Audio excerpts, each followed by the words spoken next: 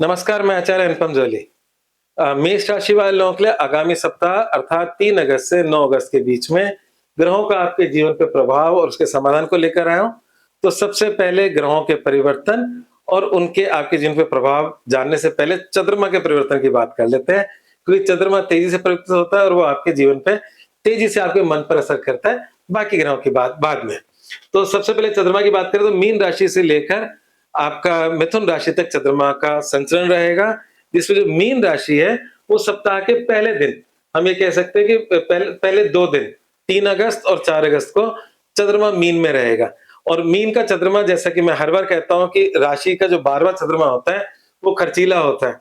तो पहले ही बता दूँ, अगर जो लोग राशिफल मेरा पहले सुन रहे हैं, तो भैया अपने पैसे का बजट हिसाब-किताब बना लेना। कारण ये है कि अनावश्यक खर्चे, अनावश्यक यात्राएँ और कभी-कभी मन डिस्टर्ब होता है। और आजकल के परिप्रेक्ष्य में हर बार ये कहता हूँ, जब ऐसे चंद्रमा होते हैं और पुराने ज़माने में तो चलो इंटरनेट वगैरह नहीं थे। आजकल ऑनलाइन खरीदारी का शौक इतना ज़्यादा है लोगों को, ऐसा बटन दबता है और फिर वो जब हो जाता है उसके बाद पता लगता है कि यार ये ज़रूरत नहीं थी।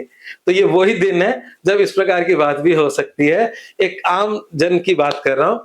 तो 2 दिन संभल के रहें, क्योंकि हमारे हिसाब से ये थोड़ा-सा अशुभ चंद्रमा है। उसके बाद 4 तारीख की रात को 9:54 के बाद चंद्रमा आपकी राशि मेष राशि में प्रवेश करेंगे। और जब मेष राशि में प्रवेश करेंगे, तो वो एक आपको एक स्ट्रॉन्ग कॉन्फिडेंस देते हैं चंद्रमा। जब भी ये पक्की बात मान लो, ये महीने में मतलब सवा 2 दिन मिलते हैं हमें हर महीने, जब आपकी राशि में चंद्रमा होता है। और जब आपकी राशि में चंद्रमा होता है तो एक ना अंदर से एक जिसे कहते हैं ना खुशी का वातावरण महसूस होता है। कभी-कभी हम अंदर से दुखी होते हैं, अंदर से खुश होते हैं। समय खराब होता है तब भी अगर अंदर से ठीक है तो चीज़ निभा लेते हैं। और समय अच्छा और अंदर से गड़बड़ हो तब भी उस अच्छे को ढंग से नहीं कर पाते हैं। तो मेष राशि का चंद्रमा आपका 4 अगस्त रात्रि 9:54 से शुरू होकर आपके 6 अगस्त तक रात्रि 1:53 मतलब 7 अगस्त की रात्रि सुबह 1:53 तक ये चंद्रमा रहने वाला है।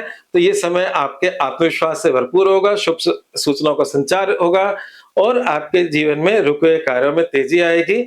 और इस समय आप मतलब समय में प्रसन्न और स्वस्थ रहेंगे। इसके उपरांत चंद्रमा द्वितीय होगा। द्वितीय चंद्रमा मेष राशि वाले लोगों का सदैव द्वितीय चंद्रमा उच्च का होता है, क्योंकि ये कालपुरुष कुंडली भी कहलाती है। मतलब मेष हमारी पहली राशि है 12 राशियों में। तो इसलिए मेष राशि वाले लोगों को एक एडवांटेज मिलता है कि जब सेकंड में चंद्रमा आता है तो उच्च का होता है। और वैसे सेकंड का चंद्रमा नॉर्मली हल्की सी चिंताएं देता है, जब वो चिंताएं फाइनेंस और परिवार की होती है। पर चूंकि आपके उच्च का चंद्रमा होता है, तो मैं कह सकता हूँ कि परिवार और धन इन दोनों के समाधान में हेल्प मिल जाती है। तो आपका कंटिन्यूटी में चंद्रमा अच्छा है। तीसरा चंद्रमा बहुत ही अच्छा माना जाता है ज्योतिष में। जैसे मैंने बोला कि पहला अच्छा माना जाता है, तीसरा अच्छा माना जाता है। दूसरे में चिंताएं होती है, पर आपके वो उच्च का है, तो उच्च का होने की वजह से वो चिंताओं के साथ समाधान भी दे रहा है। और तृतीय चंद्रमा आपके पराक्रम और बल को बढ़ाने वाला है। तो ये कह सकते हो कि जो सप्ताहांत है वो भी अच्छा है, सप्ताह मध्य भी अच्छा है, बस सप्ताह के शुरू के 3 और 4 2 दिन थोड़ी सी चिंता और खर्चे के हैं। तो सप्ताहांत के अंदर सामाजिक कार्यों में आपका योगदान बढ़ेगा, आपके कार्यों को प्रशंसा मिलेगी, नए पुराने मित्र मिलेंगे और छोटी-मोटी यात्राएं भी संभव हैं। ये था आपके पूरे हफ्ते का चंद्रमा का ट्रांजिट। अब बाकी कौन से ग्रह कहाँ जा रहे हैं उसकी चर्चा कर लेते हैं। तो जो परिवर्तन हो रहा है वो बुध का परिवर्तन हो रहा है। बुध अभी आपकी राशि से तीसरी राशि में स्व राशि मिथुन राशि में है। 5 अगस्त को शाम 7:55 पे वो मिथुन से कर्क में चले जाएंगे। निश्चित रूप से मेष राशि के अंदर बुध का इतना अच्छा रोल नहीं है, पर तृतीय बुध उसमें भी लाभ दे जाता है, पर चतुर्थ बुध मानसिक पीड़ा देता है, चिंता देता है। तो मैं ये कह सकता हूँ कि क्योंकि बुध 20-25 दिन रहता है, 25 एक दिन रहता है एक राशि में अप्रोक्सीमेटली 25 डेज। तो आने वाले जो 25 दिन है उसमें एक छोटा सा काम कर लें मेरे कहने पे। आपके मतलब हम यहाँ इसीलिए आते हैं यूट्यूब पर कि जिससे आपका चीजें ठीक हो जाए, मतलब उसके सरल उपाय भी दे दें।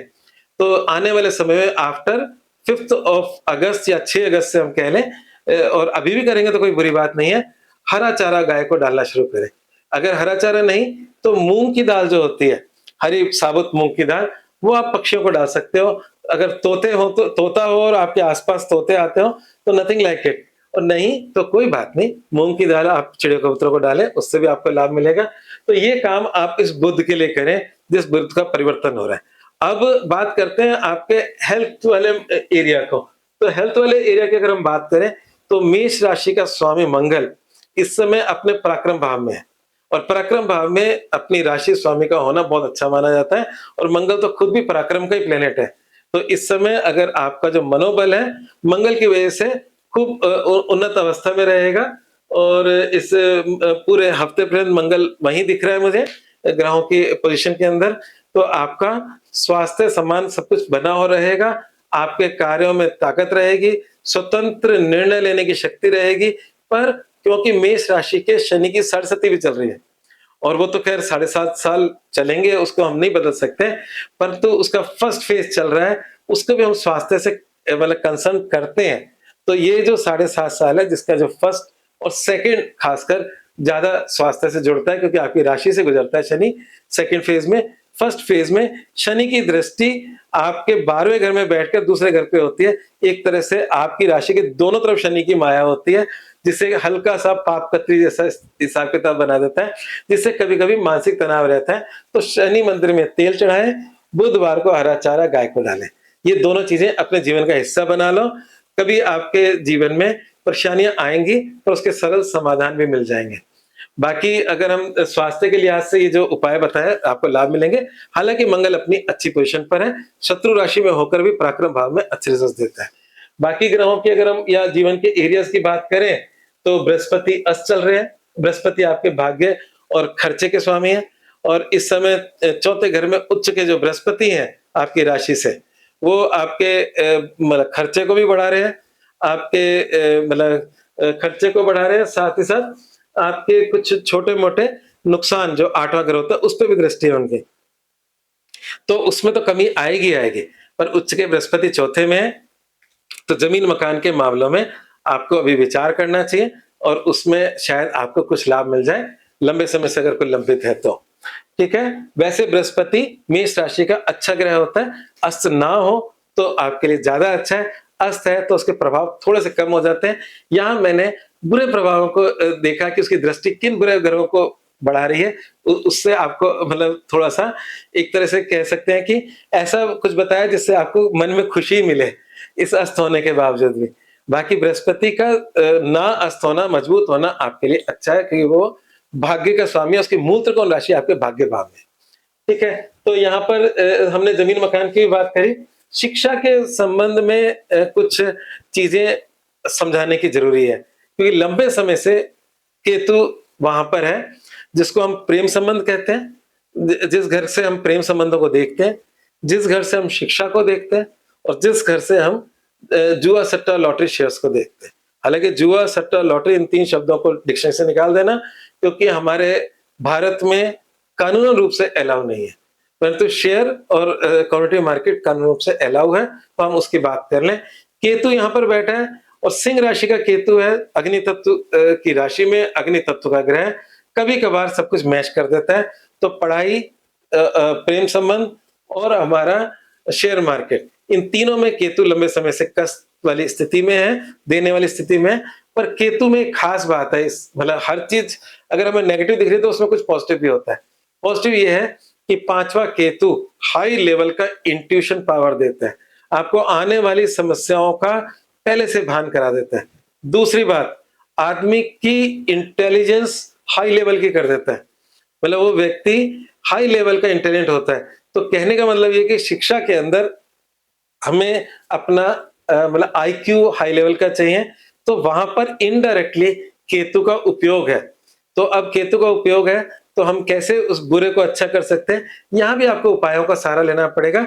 पर एक बात मैं बोलता हूँ, जब मैं उपाय बोलता हूँ, तो कब आप उपाय करते भी होंगे मेरे कहने के अनुसार, तो वो उपाय काम भी करते हैं, ये मैं कह रहा हूँ। परंतु उपाय तभी काम करते हैं जब आप कर्म करते हो। अगर आप पढ़ाई ना करो और आप इस 5वीं राशि का उपाय कर लो, तो आपको दुनिया की कोई ताकत पास नहीं कर सकती। तो आपको ऐसा पंडित जी ने या ज्योतिषी ने या यूट्यूब पर बताया गया था कि उपाय करोगे तो आपकी शिक्षा अच्छी हो जाएगी, प्रेम संबंध अच्छे हो जाएंगे, नहीं होंगे। आपको मेहनत करनी पड़ेगी शिक्षा के अंदर, तब ये उपाय करेंगे तो जो शिक्षा में आ रही अड़चनें हैं, उसके लिए आपके लिए लाभप्रद साबित हो जाएगा।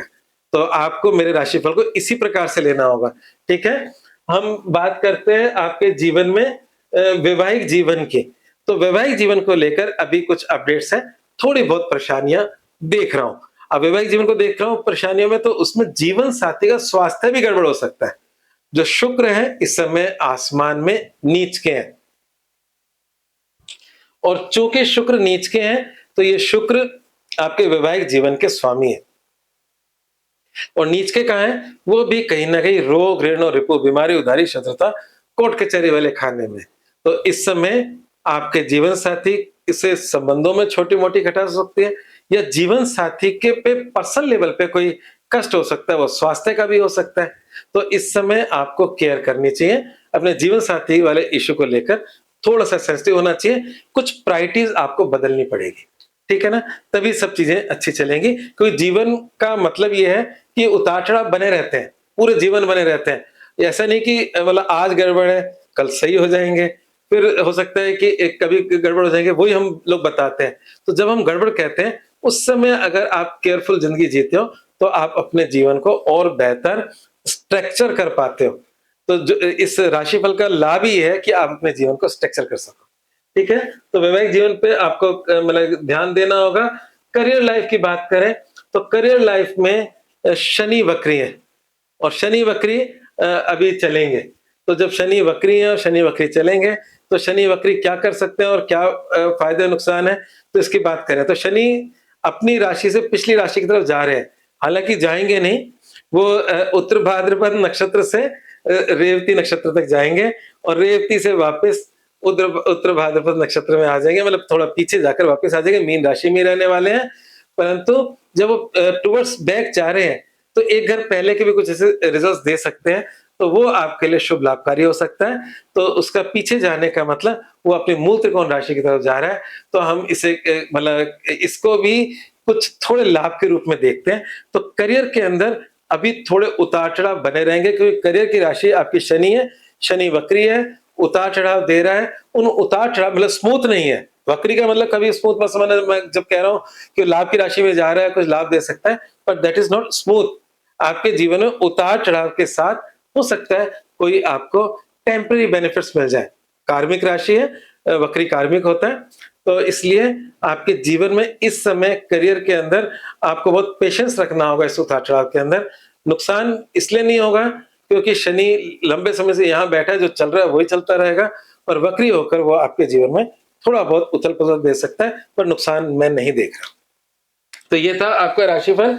फाइनल आंसर आपके उपायों का होता है, तो आपके उपायों के लिए मैंने 3 उपाय निकाल कर रखे हैं। बीच में जो उपाय बताए थे वो तो करने हैं, और जो फाइनल उपाय हैं उसमें शुक्र को ट्रीट करो, क्योंकि शुक्र आपका नीच का है, और इस आपके लिए सबके लिए नीच का है, पर आपके यहाँ पर परिवार, धन और पत्नी या पति के रूप में शुक्र है। तो आपको चावल कौओं को डालें।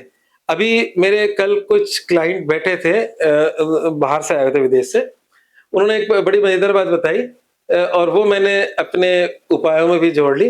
तो वो हालाँकि उन्होंने तो कुछ और बातें कर रहे थे, तो उसमें कहा कि मैं ये सब डालता हूँ। तो मैंने एक चीज़ पे रोक दिया उनको, वो पनीर कौओं को डालते थे। तो मैंने कहा अच्छा पनीर कौवे खा लेते हैं? कहते हैं बिल्कुल खाते हैं हमारे वहाँ पर। तो तो कुल मिलाकर बात ये है कि आप पनीर भी कौओं को डाल सकते हो, वो भी आपके शुक्र का बड़ा अच्छा उपाय है। तो जो मैं चावल डलवाता था वो तो बहुत ही अच्छा उपाय था ही, पर अगर पनीर खाते हैं जैसा कि मेरे क्लाइंट ने बताया, तो पनीर को भी हम शुक्र से जोड़ते हैं। तो एक तो पनीर या चावल आप कौओं को डाल सकते हैं, और क्योंकि शुक्र की देवी लक्ष्मी है, लक्ष्मी जी की पूजा करें, जिससे आपका धन, परिवार और आपका वैवाहिक जीवन ये सब कुछ संतुलित बना रहे, इसके लिए लक्ष्मी जी की पूजा करें। और क्योंकि शनि वक्री है और आपके करियर और इनकम से संबंधित शनि है, जिसकी वजह से मैंने बोला कि कुछ उथल-पुथल दिख सकती है, तो शनि मंदिर में तेल चढ़ाएँ। ये थे इस हफ्ते के सारे उपाय। मूल वाक्य है, और इस मूल मंत्र को ज़रूर यूज़ करना, पारिवारिक ज़िम्मेदारियों से दूरी ना बनाएँ। क्योंकि कई बार हम अपने इस ग्रहों की स्थिति में ऑटोमेटिकली दूर हो रहे होते हैं, और जब दूर हो रहे होते हैं तो कभी-कभी चीज़ें विकराल रूप ले लेती हैं।